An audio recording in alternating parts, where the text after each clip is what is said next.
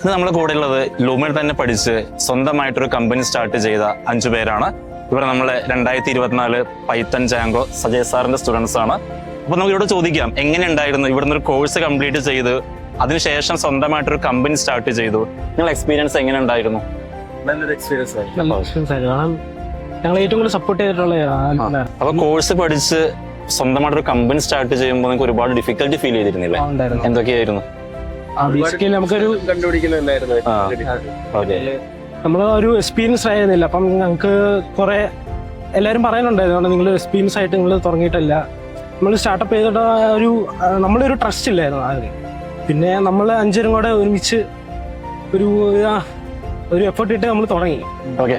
അപ്പോൾ all the best of your future. Thank you. Okay.